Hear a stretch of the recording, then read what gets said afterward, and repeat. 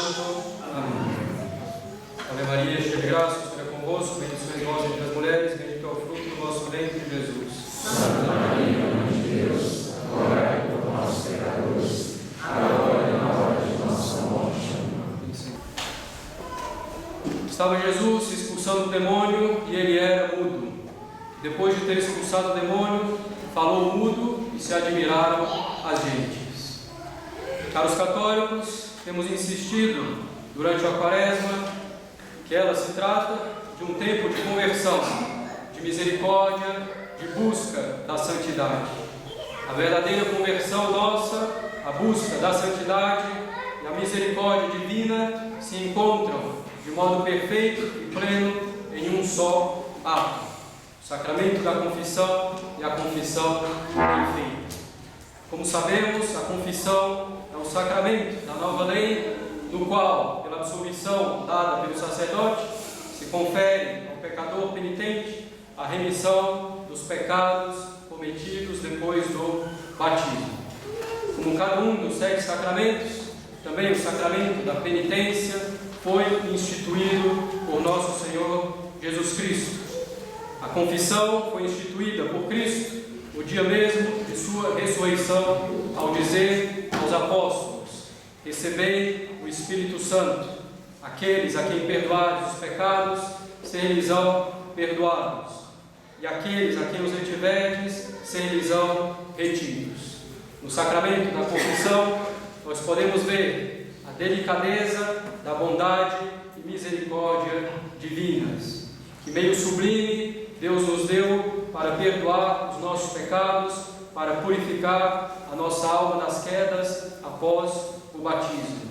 A confissão é a nossa segunda tábua de salvação, nos diz o Concílio de Trento. Nosso Senhor quis instituir o sacramento da penitência ou confissão para nos dar a certeza, na medida em que é possível, do perdão dos pecados confessados ao Padre e absolvidos por Ele. Ele instituiu a confissão para que não tivéssemos angústias ou incertezas em campo tão importante. Nesse sacramento, nosso Senhor nos diz, como Ele disse ao paralítico: tem confiança, filho, teus pecados estão perdoados. Nosso Senhor quis também que os pecados fossem perdoados por meio da confissão feita ao sacerdote, porque a sabedoria divina cura utilizando remédios contrários à doença. Todos os nossos pecados provêm, em certo grau, do orgulho, e a confissão é o contrário do orgulho, pois é certa humilhação para o pecador. Pecamos ao praticar a nossa própria vontade em detrimento da vontade divina. Na confissão, precisaremos exercer um grande desapego de nós mesmos. A confissão diante do sacerdote foi o meio instituído pela sabedoria e misericórdia de nosso Senhor Jesus Cristo para nos tirar do pecado. A confissão, como nos diz o Padre Spirago, no seu famoso Catecismo Católico Popular, que recomendo, então ele diz que a confissão dá ao indivíduo muitas vantagens, além do essencial e mais importante, que é o perdão dos pecados. A confissão dá o conhecimento de si mesmo, ao nos confrontarmos com os mandamentos divinos. Ela dá a delicadeza da consciência, que vai se formando com os bons exames de consciência e os bons conselhos recebidos. Ela dá a firmeza de caráter, pois o sacramento nos dá graça, ilumina a nossa inteligência e fortalece a nossa vontade para a prática do bem. A confissão dá perfeição moral, pois a confissão exige, como dissemos, humildade. E a humildade é a base de toda virtude. A confissão traz também vantagens para a sociedade civil. Com ela, as inimizades acabam. Os bens, de alguma forma prejudicados pelo pecador, são restituídos. Muitos crimes são evitados, muitos vícios combatidos. Todavia, para os católicos, para obtermos o perdão dos nossos pecados e todos os outros benefícios que advêm da confissão, precisamos nos confessar bem. Para nos confessar bem, precisamos, antes de tudo, fazer um bom exame de consciência. Depois, precisamos nos arrepender dos pecados cometidos e ter o propósito de nos emendarmos. Em seguida, é preciso confessar os pecados, isto é, manifestá-los diante do sacerdote com sinceridade. Finalmente, é preciso aceitar a penitência imposta, receber a absolvição e cumprir a penitência. O exame de consciência é a consideração ou investigação séria e diligente dos pecados cometidos desde a última confissão válida. O exame de consciência é muito importante para nos formar bem a consciência, justamente, para nos dar o conhecimento de nós mesmos diante de Deus e para assegurar a integridade da confissão. O exame de consciência deve ser feito antes da confissão e não durante a confissão, o que certamente levaria ao esquecimento de algum pecado e tomaria mais tempo do que o realmente necessário. Convém começar esse diligente exame de consciência pela invocação do Espírito Santo, para que Ele nos mostre os nossos pecados e nos dê o arrependimento. Se durante o exame de consciência surgem pecados mortais, é preciso considerar também o número de vezes que foi cometido. Feito o exame de consciência, é preciso se arrepender dos pecados cometidos. É o que chamamos de contrição. A contrição é a dor, detestação dos pecados cometidos enquanto são ofensa a Deus. Para que haja contrição, é preciso primeiro que reconheçamos que fizemos o mal um pecado. Reconhecendo o mal que fizemos, devemos ter uma dor espiritual por ter cometido esse mal.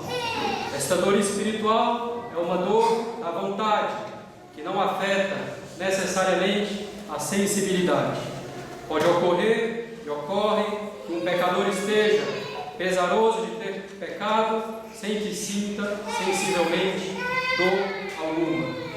Para ter essa dor, basta querer sinceramente e pedir a Deus que ela surgirá.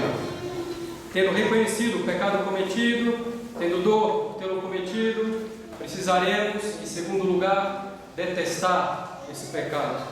A detestação surgirá quase naturalmente da dor, pois ao reconhecermos o mal que é o pecado, detestaremos esse mal que ofende a Deus e nos separa dele. A detestação acende em nossas almas o desejo de destruir o pecado. A detestação supõe abominação ao pecado cometido. Devemos notar que essa dor da alma e essa detestação devem provir do fato de que o pecado é uma ofensa a Deus. No arrependimento, é preciso que esteja necessariamente presente esse elemento de arrependimento, porque o pecado é ofensa a Deus. A pessoa que se arrependesse unicamente por medo do inferno ou por amor à vida eterna, mas sem relação com a ofensa feita a Deus, não teria contrição suficiente para ser perdoado. Assim, por mais que o motivo principal seja o temor da condenação, é preciso que esteja presente, ao menos em parte, a rejeição da ofensa a Deus. O verdadeiro arrependimento supõe que consideramos o pecado como o maior de todos os males possíveis e supõe que estejamos dispostos a perder tudo, inclusive a vida, para não voltar a cometê-lo. E que o pecado é o maior mal, é claro, pois vai diretamente contra Deus e contra a nossa felicidade eterna. A contrição deve ser também universal, isto é, ela deve englobar todos os pecados mortais. Se eu me arrependo de 10 pecados mortais, mas não me arrependo de um, meu arrependimento não é verdadeiro. Porque se eu me arrependesse dos 9 pelos bons motivos, que é uma ofensa a Deus e pela perda da vida eterna, eu me arrependeria necessariamente de todos. Assim, deixar de se arrepender de um pecado mortal significa que não se está arrependido verdadeiramente de nenhum. Depois do arrependimento, dessa dor da alma e da detestação do pecado, vem o propósito de emenda.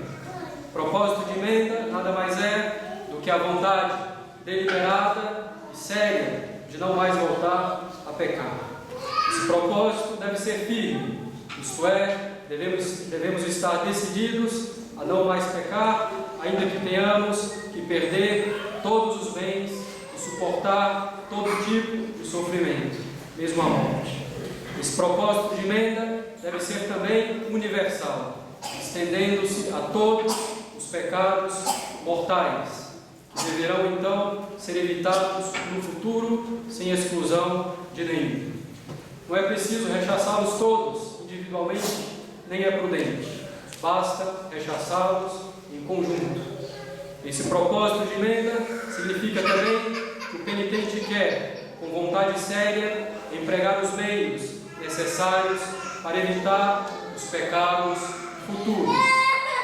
Fugir das ocasiões de pecado, perdoar as injúrias, rejeitar o ódio, restituir o bem alheio, frequentar os sacramentos, rezar, etc.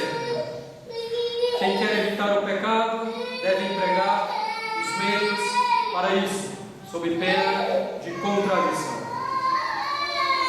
Tendo feito o exame de consciência, tendo dor espiritual pelos pecados, detestando-os, tendo o propósito de não mais cometê-los, o penitente pode aproximar-se da confissão. A confissão é a acusação voluntária dos pecados cometidos depois do batismo, confissão feita ao sacerdote legítimo, a fim de obter o perdão dos pecados. A confissão dos pecados para os católicos deve ser íntegra. Isso significa que o penitente deve, obrigatoriamente, confessar todos os pecados mortais cometidos desde a sua última confissão válida. Não pode omitir nenhum pecado mortal sequer. Se ele confessa 10 pecados mortais, mas omite um, nenhum pecado é perdoado. Se ele tem um só pecado mortal e 5 veniais, mas confessa só os veniais, não há perdão de nenhum pecado, por exemplo. A confissão deve ser íntegra, então, quanto aos pecados mortais. Aquele que omitisse voluntariamente um pecado mortal, além de não ter nenhum pecado perdoado, cometeria um pecado grave de sacrilégio por tornar inválida a confissão. Se por acaso, porém, alguém esquecer um pecado mortal, ele será perdoado, mas será preciso acusá-lo na próxima confissão. Além de confessar todos os pecados mortais, é preciso dizer também a espécie deles, o número e as circunstâncias que podem mudar alguma coisa relevante. Assim, não bastaria dizer pequei gravemente contra o primeiro mandamento, mas é preciso dizer qual foi o pecado. Por exemplo, a negação de uma verdade de fé, ou então assistência a um culto não católico, etc. É preciso dizer então a espécie, especificamente qual é esse pecado mortal. Não basta o gênero, primeiro mandamento, segundo, não, é preciso a espécie. É preciso também dizer o número. Fiz isso 1, 2, 3 e assim por diante. Se não se sabe ao certo o número de pecados mortais cometidos, é preciso tentar estabelecer de forma aproximada, ao menos a frequência. Por exemplo, cometi esse pecado em torno de uma vez por mês, durante aproximadamente 5 anos, e assim por diante. É preciso também dizer a circunstância que pode realmente influenciar no tipo de pecado ou na gravidade do pecado. Por exemplo, roubei um objeto de grande valor de uma igreja. O de uma igreja é importante, porque além de roubo, teremos o pecado de sacrilégio. Então é importante, muitas vezes, também que a pessoa diga seu estado de vida: solteiro, casado, religioso, sacerdote, assim por diante. O estado de vida também tem influência em alguns pecados. E como sabemos, não existe obrigação de confessar os pecados veniais, embora seja bom fazê-lo por humildade, sobretudo para receber as graças a fim de evitá-los no futuro. O pecado venial, embora não nos separe de Deus, é o segundo maior mal que existe, atrás apenas do pecado mortal. A confissão precisa ser íntegra, porque o sacerdote atua na confissão como juiz, como médico e como mestre. Como juiz, é preciso que ele conheça inteiramente a causa para poder julgá-la corretamente e poder dar uma sentença justa. Como médico, o sacerdote precisa conhecer as doenças graves do penitente para poder prescrever os remédios adequados. Como mestre, o sacerdote precisa conhecer a consciência do penitente para poder corrigir. Além disso, além de juiz, médico, mestre, o sacerdote é também pai na confissão. Ele recebe o penitente com benignidade, a exemplo de Cristo, e o sacerdote está pronto para ajudá-lo ao máximo. Portanto, de fato, a confissão é um tribunal. Nós não devemos temer por causa disso. É o melhor dos tribunais. Basta confessar um arrependimento para receber o perdão. E além de juiz, o padre é médico, mestre e pai. Essa confissão deve ser humilde, com a pessoa realmente se reconhecendo pecadora e sem buscar desculpas para os seus pecados.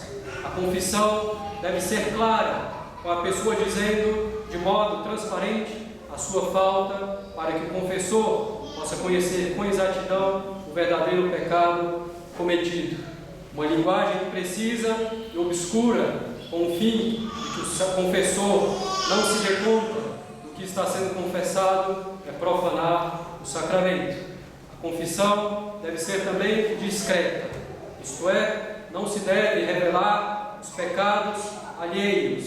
E com relação ao sexto mandamento, a clareza e a integridade são necessárias, mas sem o emprego de termos grosseiros ou expressões desnecessárias. A confissão deve ser também secreta, ou seja, ela deve ser feita unicamente ao confessor, a fim de evitar todo escândalo. Feita a confissão, o sacerdote dá os conselhos, prescreve os remédios e impõe a penitência proporcional aos pecados. O penitente deve então aceitar a penitência, a não ser que esteja impossibilitado de cumpri-la, no caso em que o confessor dá uma outra penitência. O penitente deve buscar cumprir a penitência imposta o quanto antes, a fim de não esquecê-la. A verdadeira e sincera aceitação da penitência é indispensável para a validade da confissão. Se depois, apesar de ter aceito a penitência sinceramente, não a cumpre, a confissão foi válida, mas se comete um pecado pela omissão voluntária da penitência. A penitência sacramental, caros católicos, é importantíssima, pois tem eficácia particular para satisfazer pela pena temporal dos pecados. Muito mais do que as mortificações e penitências pessoais, é eficaz a penitência imposta na confissão sacramental. Destaque-se que a pessoa já está em estado de graça após receber a absolvição, mesmo se ainda não cumpriu a penitência. Assim, se ela confessou antes da missa, pode comungar, ainda que não tenha feito a penitência imposta. Imposta a penitência pelo confessor e tendo sido aceita pelo penitente, o sacerdote dá a absolvição. Uma confissão relativa a pecados mortais que foi mal feita, por falta de arrependimento, por falta de propósito de emenda, ou por omissão voluntária de um pecado, é uma confissão inválida. São sacrílegas todas as comunhões subsequentes, todas as confissões subsequentes. O único meio de remediar essa situação é fazer uma confissão que envolva todos os pecados dessa primeira confissão ruim e todos os pecados subsequentes, incluindo as comunhões e as confissões sacrílegas. Vemos hoje no Evangelho, caros católicos, Nosso Senhor expulsar o demônio mudo. Infelizmente, o demônio mudo age muitas vezes na confissão. Ele age ao nos afastar dela, incutindo em nós uma falsa vergonha, ou nos fazendo omitir voluntariamente um pecado mortal. É preciso afastar esse demônio mudo e recorrer a tão belo sacramento. Uma certa vergonha, uma certa humilhação existem na confissão e são um bem, porque são já uma pena, uma satisfação pelo pecado. Essa vergonha, essa humilhação devem nos levar justamente à confissão e não nos afastar dela. O sacerdote, caros católicos, é obrigado ao segredo de confissão, sob a pena das mais duras sanções canônicas. O padre que revela diretamente o segredo de confissão incorre em excomunhão que somente a Santa Sé pode tirar. O que o padre conhece no confessionário, ele conhece, em certo sentido, por ciência divina, que ele não pode comunicar a ninguém. O sacerdote deve morrer para guardar o segredo de confissão, e muitos, de fato, morreram por causa disso. Depois que o mudo falou, vemos no Evangelho que as pessoas se admiraram. Do mesmo modo, depois que um penitente faz uma boa confissão, o sacerdote se admira junto com a corte celeste e se alegra pela conversão de uma alma.